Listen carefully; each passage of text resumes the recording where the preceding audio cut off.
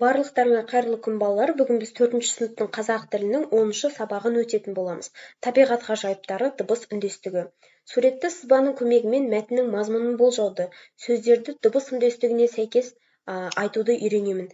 42-ші жаттығу. Суретті сызбаға қарап, мәтіннің мазмұнын болжа, мәтін не туралы дейді.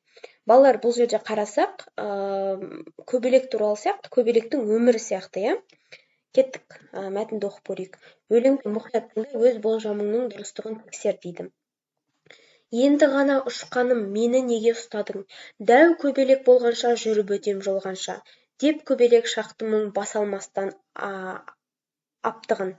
Жұмыртқадан жарылып, жапырақтан нәр алып, жұлдыз құртқа айналдым, бой түзедім таранып. Қабықтарым алғашқы бірнеше рет алмасты, кие бермей әлдене еліктедім сәнгеде. Жамыл қорап сыртыма енем сосын ұйқыға. Күнде өсіп толамын, қуыршақ та боламын, көбелек боп жетіліп, қанатымды қағамын.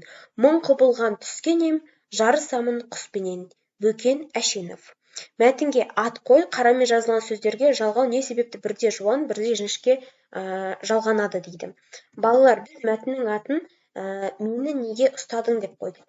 Енді бұл жерде қарамен жазылған сөздер, жұлдыз құртқа деген сөз және түске деген сөздер. Бұл жерде кейде жуан, кейде жіңішке жалғануы, ол әр кезде әртүрлі болады. Мысалға, жұлдыз құртқа сөзінде, бізде жұлдыз құрт сөзінде құрт сөзінің ең соңғы буыны, яғни құрт сөзі бізде о дыбысы дауысты жуан болып тұрғандықтан бізде қа деген дауысты жуан буын жалғанады екен, яғни қосымша жалғанады екен.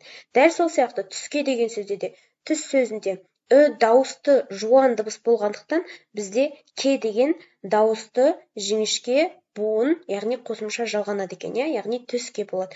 Түс қа деп айта алмаймыз ғой, біз сол сияқты түс ке болады екен бұл жерде. Келесі 43-ші жаттығу. Көп нүктенің орнына тұсындағы қосымшалардың тиістісін қойып жаз дейді. Яғни балалар, бізде сөздер берілген, оң жағында қосымшалар берілген. Сол қосымшаларды біз дыбыс үндестігіне қарай жалғап жазатын боламыз. Түбір сөздің соңындағы және қосымшадағы бірінші дыбыстың асынсыз, олардың қандай дыбыс екенін айт, содан өзің қорытынды жаса дейді. Бірінші, табиғаттың ғажайыптары, көкектің дауысы, ауылдың маңы. Бұл жерде балалар қарасаңыздар, табиғаттың деген сөзде, табиғат сөзіндегі ең соңғы буын, ғат буынында а дыбысы жуан болғандықтан, бізде тың деген жуан дыбыс жалғанып тұр екен. Дәл сол сияқты ары қарай жіңішке жалғанса, жіңішке, жуан болса, жуан жалғанады. Келесі екінші, қырманға бару, мектепке келу, қуыршаққа кигізу, кемеге міну. Үшінші, үлкендерден үйрену, жіптен тоқу, матадан тігу. Дауыссыз дыбыстардың бір-біріне ықпал етіп өзара сәйкестеніп айтылуын дыбыс үндестігі деп атайды. Қаздар, тастан, қабы. 44-ші жаттығу.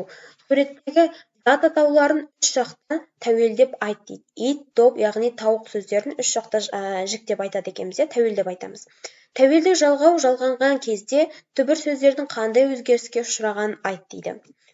Бірінші, ит сөзі. Менің итім, сенің итің, сіздің итіңіз, оның иті. Көптік жалғаумен. Біздің итіміз, сендердің иттеріңіз, сіздердің иттеріңіз, олардың иті. Доп. Менің добым, сенің добың, сіздің добыңыз, оның добы. Біздің добымыз, сендердің доптарыңыз, сіздердің доптарыңыз, олардың добы. Тауық сөзі. Менің тауығым, сенің тауығың, сіздің тауығыңыз, оның тауығы. Біздің тауығымыз, сендердің тауықтарың, сіздердің тауықтарыңыз, олардың тауығы.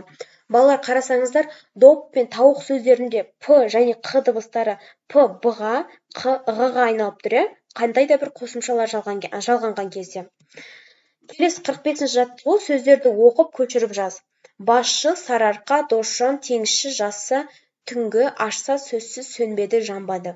Сөздердің айтылуы мен жазылуын салыстыр дейді. Балалар, бірінші қатар жазылуы, екінші қатар айтылуы екен, Бірінші, басшы, басшы, босжан, босжан, екінші жазылады, яғни айтылған кезде. Сарыарқа, сарыарқа, досжан, досжан, теңізші, теңізші, жасса, жасса, екісі болады, з-сы айналып кетіп тұр.